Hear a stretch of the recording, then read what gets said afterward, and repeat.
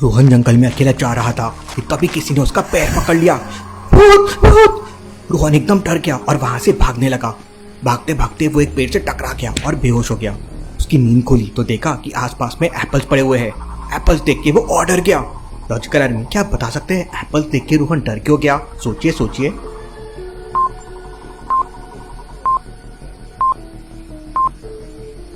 रोहन जहाँ गिरा था वो मैंगोज का ट्री है, तो यहाँ इतने सारे एप्पल कैसे गिरे हो सकते हैं? रोहन वहां से उठता है और तेजी से जंगल में आगे भागता है। तो सामने उसे 3 रास्ते दिखाई देते हैं। ध्यान से देखिए लॉजिकल आर्मी और मुझे बताइए ABC में से कौन सा रास्ता लेना चाहिए रोहन को।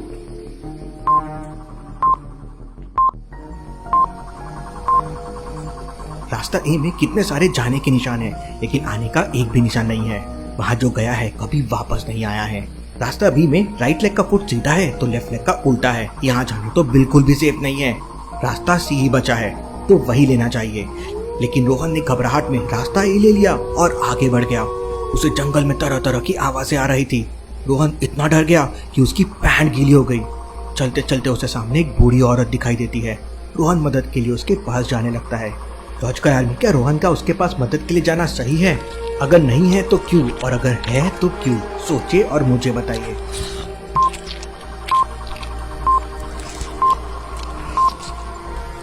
वो बूढ़ी औरत शायद कुछ खा रही है। उसके पास देखिए हड्डियां पड़ी हुई है।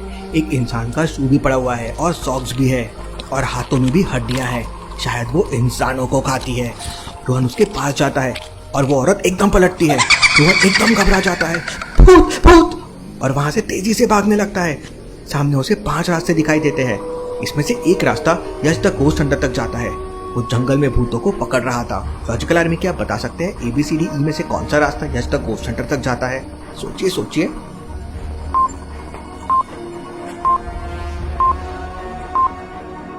रास्ता D यश तक जाता है कुछ इस तरह से। रोहन रास्ता D लेके यश तक पहुंच जाता है और यश को लेके तुरंत उसी जगह पे पहुंच जाता है। क्या आप इस सीन को देख के बता सकते हैं वो भूतनी कहाँ छुपी हुई है? सोचिए सोचिए, ध्यान से ढूंढिए उसे लॉजिकल आर्मी।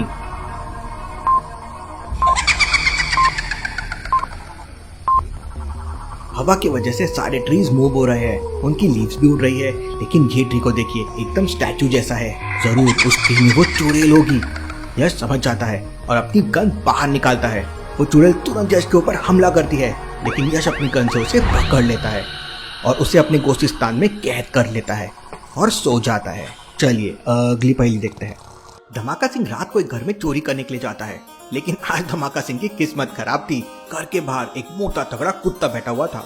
धमाका सिंह को देखते ही वो उस पर हमला कर देता है। धमाका सिंह वहाँ से भागने लगता है। भागते भागते धमाका सिंह को आगे 3 सीढ़ियाँ दिखाई देती है। अब इन तीनों सीढ़ियों में से किसी एक सीढ़ी से ऊपर चढ़ के धमाका सिंह बच सकता है, लेकिन वो कौन सी सीढ़ी है जिससे वो ऊपर चढ़कर बच सकता है? A, B या C? सोचिए सोचिए लॉजिकल आर्मी।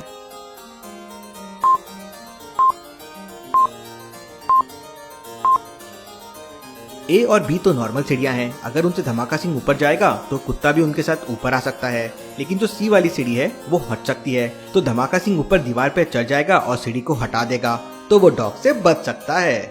और धमाका सिंह ऐसे ही करता है और कुत्ते से बच जाता है। चलिए अगली पहेली देखते हैं। मेहुल एक केस की छानबीन कर रहा था, तभी एक घर के अंदर उसे 2 CCTV फुटेजेस मिलते हैं। पहले फोटो में एक मटके के अंदर दूध भरा हुआ था और दूसरे फोटो में उसी मटके के अंदर दही भरा हुआ था। घर का मालिक उसे कहता है कि रात को मैंने इस दूध में थोड़ा नींबू डाला था, जिसकी वजह से सुबह वो दही बन गया। लेकिन मेहुल समझ जाता है कि वो आदमी झूठ बोल रहा है और वो दोनों मटके अलग अलग है। वही दूध उस दही में नहीं बना है। कैसे लॉजिकल आर्मी? मेहुल को ये कैसे समझ जाता है कि वो आदमी झूठ बोल रहा है? सोचिए सोचिए।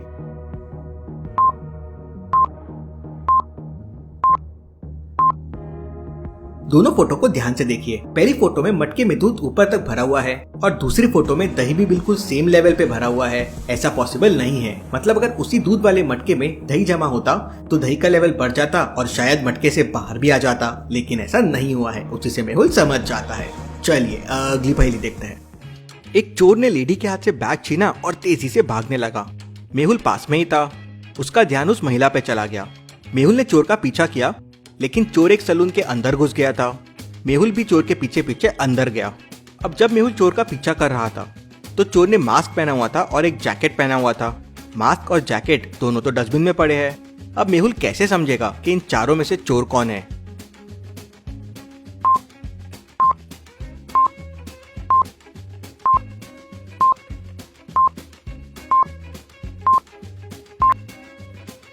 चलिए इसका आंसर देखते हैं। चोर ये तीसरा आदमी है। पीछे मिरर में देखिए, इसका बैग दिख रहा है। पर्स का बेल्ट टी शर्ट से बाहर आ रहा है। मेहुल उसी से समझ जाता है और उसे पकड़ लेता है। चलिए अगली पहेली देखते हैं।